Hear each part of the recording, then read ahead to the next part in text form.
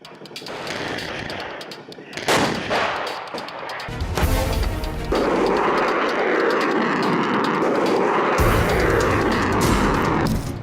Ukraine से लेकर Israel Hamas के बीच लंबे समय से जंग जारी है।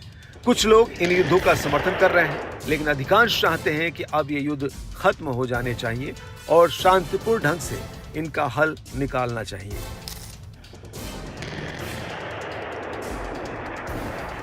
युद्ध में शामिल देशों के लोग बर्बरता करने वाले और उनका समर्थन करने वाले देशों के खिलाफ विरोध प्रदर्शन भी कर रहे हैं।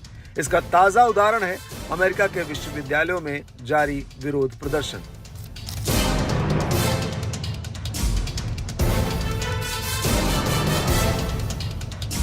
NYU, येल, हार्वर्ड, बोस्टन सहित अन्य अमेरिकी विश्वविद्यालयों में फिलिस्तीन के समर्थन में विरोध प्रदर्शन शुरू हो गए हैं। प्रदर्शन मिडिल ईस्ट से न्यूयॉर्क और अमेरिका के अन्य विश्वविद्यालयों तक फैल गया है। कोलंबिया विश्वविद्यालयों का मैनहट्टन कैंपस प्रदर्शनकारियों का सभा स्थल बन गया है, जहां स्टूडेंट कैंपस में हरे रंग के तंबू लगाकर गजा में इजराइल द्वारा किए जा रहे मिलिट्री ऑपरेशन का विरोध कर रहे हैं।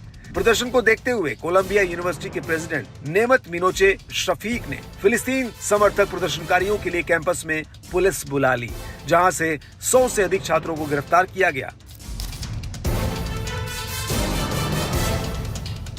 शफीक ने कैंपस ईमेल में लिखा, मैंने ये असाधारण कदम उठाया क्योंकि ये परिस्थितियां असाधारण है। उन्होंने कहा कि गहरे अफसोस के साथ उन्होंने ये निर्णय लिया है। इधर कोलंबिया यूनिवर्सिटी ने गिरफ्तार किए गए छात्रों को भी निलंबित कर दिया। विश्वविद्यालय ने घोषणा की कि निलंबित किए गए छात्रों को हाइब्रिड मॉडल में पढ़ाया जाएगा। आपको बता दें कि छात्रों के साथ ही कोलंबिया यूनिवर्सिटी के प्रोफेसर भी एकजुटता दिखाते हुए बाहर निकले और विश्वविद्यालय नेतृत्व की आलोचना करने के लिए वॉकआउट किया।